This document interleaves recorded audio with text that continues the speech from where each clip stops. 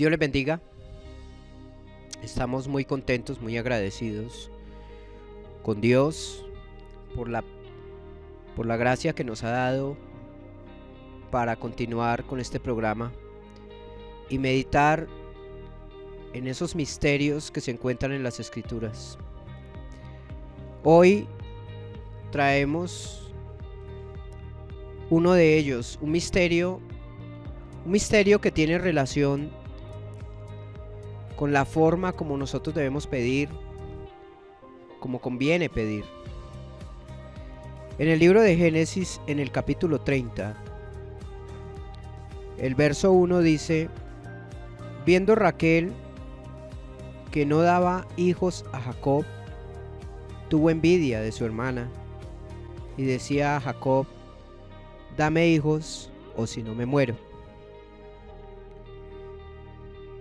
Cuando uno lee ese texto, una de las primeras cosas que se pregunta es, para la mujer de aquella época, ¿por qué era tan importante? ¿Por qué había tanta insistencia en tener hijos? Pastor, buenas noches. Por favor. Esta mujer hace una petición, Raquel. Es una petición que dice con desesperación: si no me muero. ¿Por qué tanta insistencia en las mujeres de ese tiempo en tener hijos, pastor? Dios les bendiga, buenas noches, saludos a todos, a la audiencia. Es una bendición poder estar una vez más en este hermoso y muy importante programa, El Consejo de Dios. Bueno, lo que dice el texto es que Raquel, en un acto de desesperación porque su hermana, la otra esposa de Jacob, ella era muy fructífera, le daba hijos a Jacob, y había como una disputa y una pelea familiar entre estas dos hermanas. Habían celos y había una serie de situaciones que de alguna manera eran conflictivas en el hogar de Jacob. Y la desesperación de ella fue subiendo de tono hasta que llega un momento donde ya no aguanta más y le dice a su esposo: dame hijos o si no me muero. Entonces, en ese texto vamos a resaltar dos lecturas principalmente.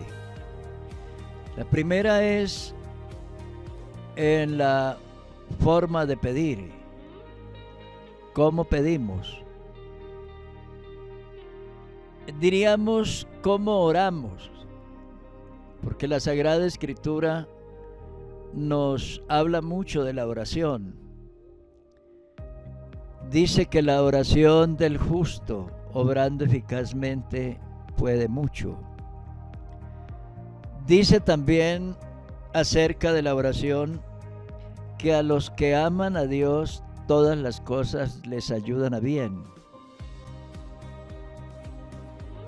Y hay demasiadas promesas en la Biblia donde se nos invita a orar. Se invita al pueblo de Dios a orar y que Dios estará presto a responder. El problema de esta mujer era que ella era estéril. Y en ese tiempo era una época diferente ahora a nuestros tiempos actuales.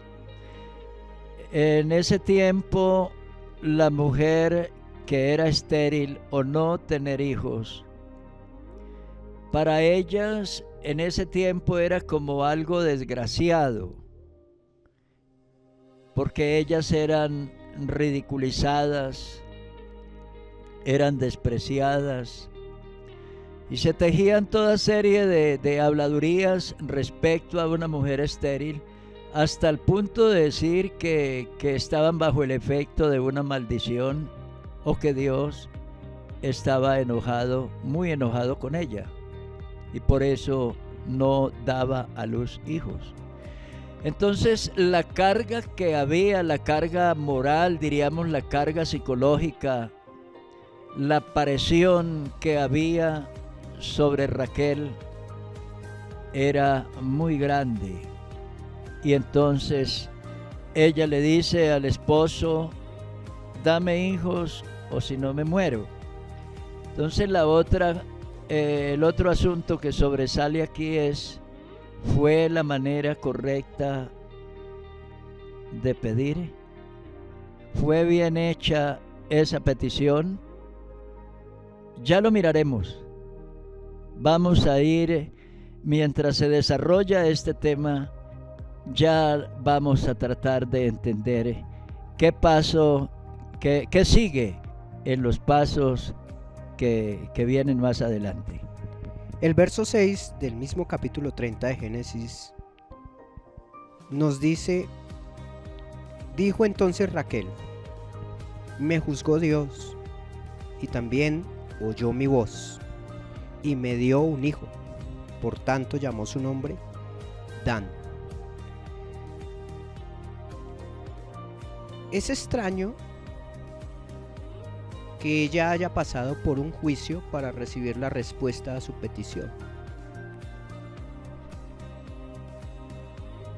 Oró y recibió lo que pidió, pero resulta extraño que diga: me juzgó Dios.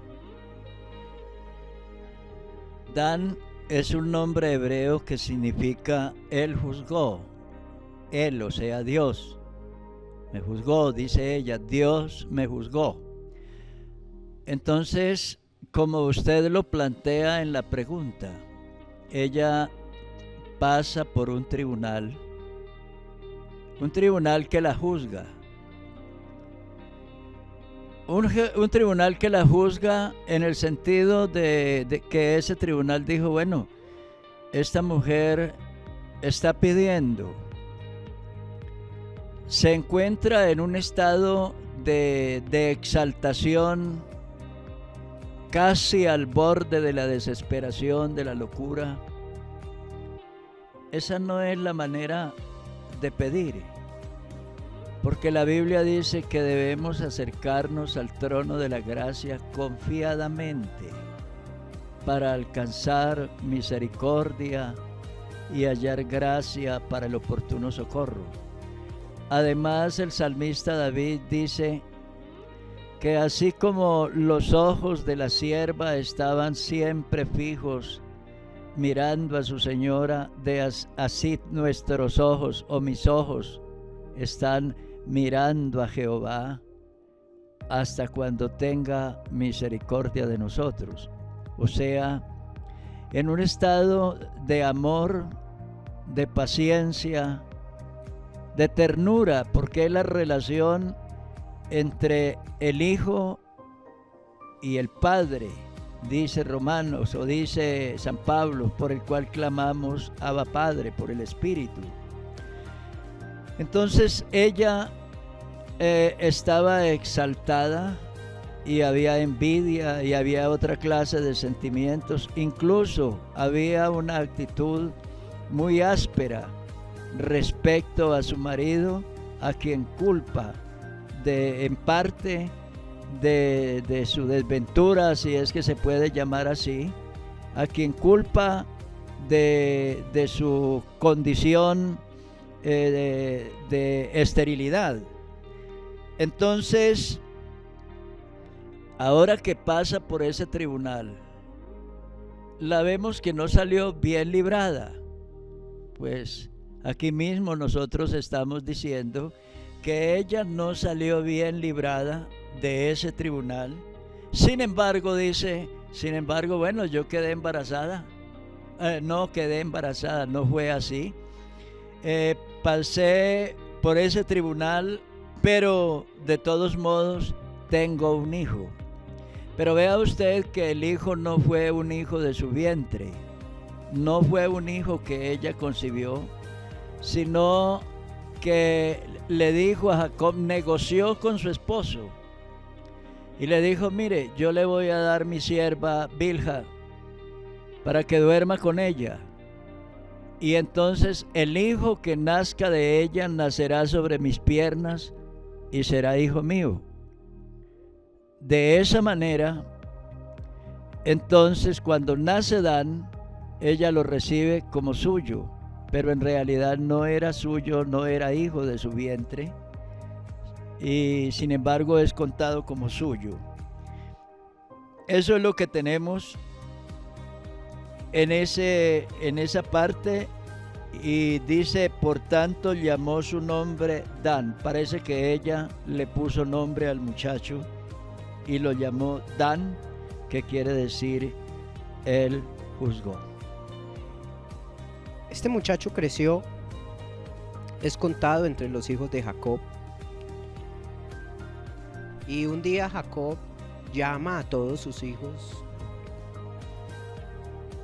Ya él es anciano. Y dice la escritura en Génesis 49 que les declara lo que ha de acontecer en los días venideros. Juntaos y oí, hijos de Jacob. Y por supuesto ahí está Dan. Y hay una extraña profecía para él, misteriosa. Dice así: será Dan serpiente junto al camino, víbora junto a la senda, que muerde los talones del caballo y hace caer hacia atrás el jinete. Qué extraña bendición, si se puede llamar así. En realidad es bastante extraña. El verso anterior dice: Dan juzgará a su pueblo como una de las tribus de Israel. Eso se cumple cuando nace Sansón, también hijo de un vientre estéril. Su madre también era estéril, y fue un acto milagroso, y nace Sansón. Él era de la tribu de Dan, y la Biblia dice que él fue juez y juzgó a Israel. Pero en lo que respecta a Dan aquí, en la profecía, Jacob ya era un anciano montado sobre los 150 o tal vez más años. Ya era un hombre muy viejo, y dice la Biblia que aquí estaba enfermo y ya próximo a morir. Y sintiendo la proximidad de la muerte, llama a sus hijos para bendecirlos sobre cuestiones del futuro, a corto, a mediano y a largo plazo, que tenía que ver incluso a largo plazo con cuestiones proféticas, cuestiones escatológicas, cosas que todavía no han sucedido. Y entonces, en verdad es muy extraño esto, pues son bendiciones lo que dice aquí, pero vea lo que encontramos.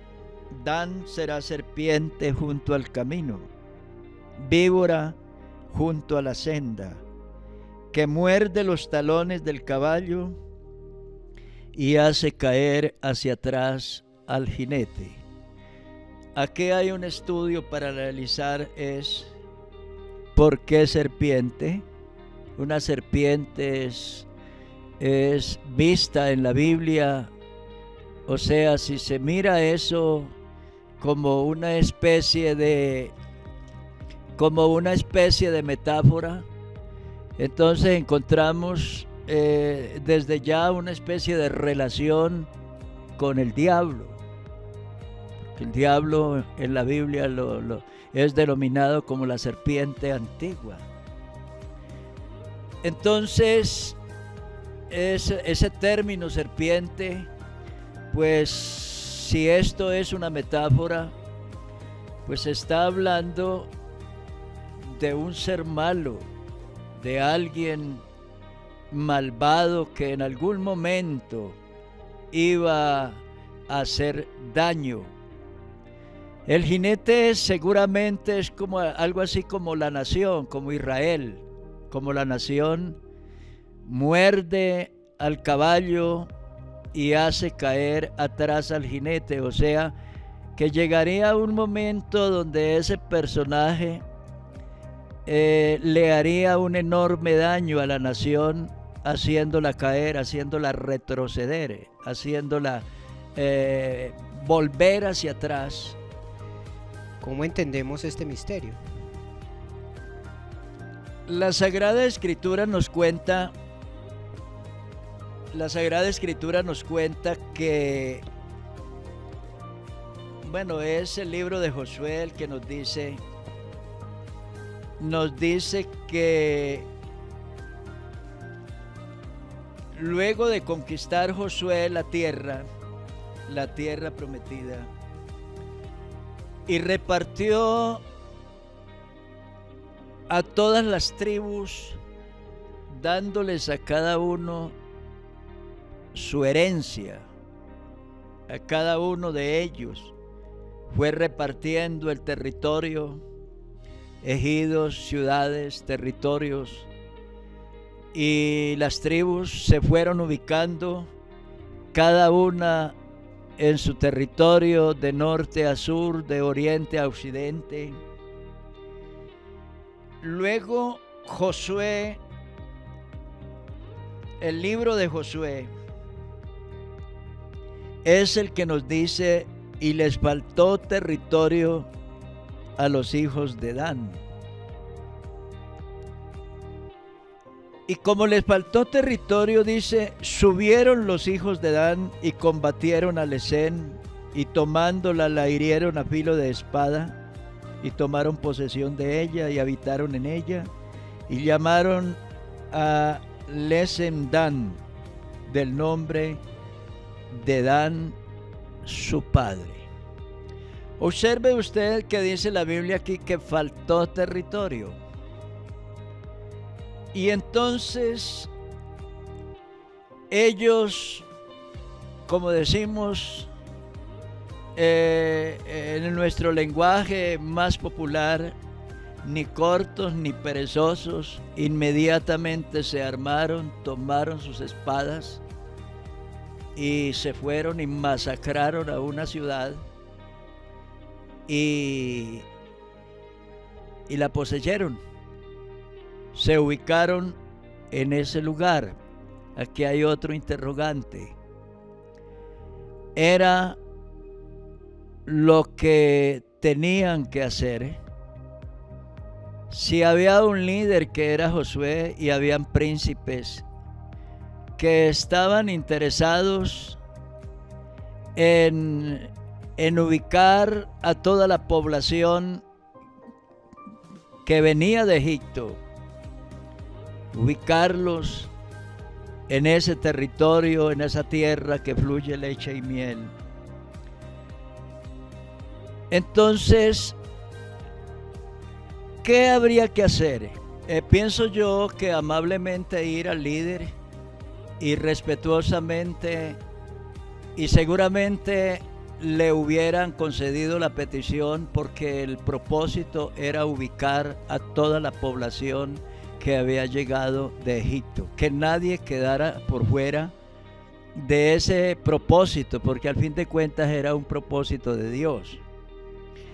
Y él simplemente se llena de alevosía, se llena de un triunfo, o sea, de una fortaleza humana, su carácter, toma la espada y de una vez se va, masacra a un pueblo y lo posee.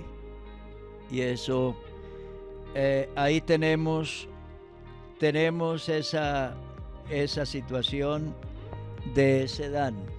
Entonces, el libro de Josué, o mejor dicho, el libro de Jueces, en el capítulo 18 del libro de Jueces y el versículo 1, dice la Sagrada Escritura. Miren esto: En aquellos días no había rey en Israel. Y en aquellos días la tribu de Dan buscaba posesión para sí, donde habitar, porque hasta entonces no había tenido posesión entre las tribus de Israel. Entonces dice la Biblia que era una época de crisis en la nación de Israel. Había crisis de gobernabilidad. No había rey. Josué había muerto. Y dice que tras la muerte de Josué, y murió también esa generación contemporánea a Josué, y el pueblo se fue a la apostasía, a los baales, a los dioses. Y en ese tiempo todos, cada uno hacía lo que quería, lo que bien le parecía, lo que le parecía que era bueno, y simplemente lo hacía. Y por eso uno mira en el libro de Jueces de verdad cosas que nos aterran después de tantos siglos a nosotros mismos. Yo quiero terminar con una escritura que se encuentra más adelante ya en el libro de Apocalipsis, que es el libro final de la Biblia. Y hay una parte de la Biblia donde se habla de los 144,000 sellados, que ya eso es escatológico, eso está delante de nosotros y hacia el final de los tiempos. Y lo extraño aquí, lo que encontramos aquí es que dice la Biblia que se contabilizaron 144,000 sellados y eran 12 de cada tribu. Y ustedes miran esa lectura en el capítulo 7 y usted no encuentra ahí la tribu de Dan. ¿Qué pasó con la tribu de Dan? Entonces la pregunta es, ¿y Dan por qué no aparece en esa profecía? ¿Por qué no aparece en ese lugar donde Dios estaba sellando de cada tribu a 12,000 para un propósito divino, un propósito celestial? ¿Por qué Dan no está ahí? Ahora, en lo que respecta a Dan, lo que vemos es que unos de ellos con una imagen pagana llegan y se posesionan por allá en una región del norte de Israel, se ubican por allá. Y cuando la nación se divide, cuando Jeroboam divide la nación, la parte en dos, dice que establece 2 santuarios, uno en Dan, allá en el norte, y otro en Beerseba, en el sur. O sea, Jeroboam no tuvo problema en el norte, porque ya la tribu de Dan le había hecho el favor de corromper idolátricamente a esa parte del territorio de la nación. Y ustedes ven que esa fue la parte que primero fue a la esclavitud, llevados prisioneros por el ejército asirio. Entonces la pregunta es, cuando ponen en ese lugar un santuario con un dios, o sea, un becerro de oro, en adoración al dios egipcio, entonces nos recuerda ahí lo de la profecía que muerde el caballo, ¿no es? Y hace caer atrás al jinete, o sea, lo hace regresar a la idolatría egipcia. Entonces uno entiende qué pasa con esas personas que en la iglesia dan mal ejemplo, que dan mal testimonio, que le hacen daño con su ejemplo, con su reputación o con sus palabras a la obra de Dios. ¿Por qué no está Dan en las bendiciones, escatológicas del final de los tiempos. ¿Por qué no está? ¿Qué pasó? ¿Fue cortado? Es una pregunta, de pronto otro día hablaremos de esto. Por ahora, muchas gracias, Fernando, por las preguntas, y muchas gracias a ustedes por escucharnos, y ojalá estas reflexiones lo enseñen a orar, a ser paciente y a hacer la voluntad de Dios para que no sea cortado por su desobediencia. ¿Cómo es de importante depender de Dios? Recuerdo esa frase, ese versículo que dice: porque qué hemos de pedir como conviene, no lo sabemos. Dios sabe que nosotros, si nos quedamos solos, si dependemos de nosotros mismos, caemos, fallamos. Por eso es tan importante el Espíritu Santo, para recibir luz, guía, dirección, depender de Él y orar como conviene. Finalmente es Él el que nos ayuda a nosotros. Dios les bendiga. Nos vemos en una próxima ocasión.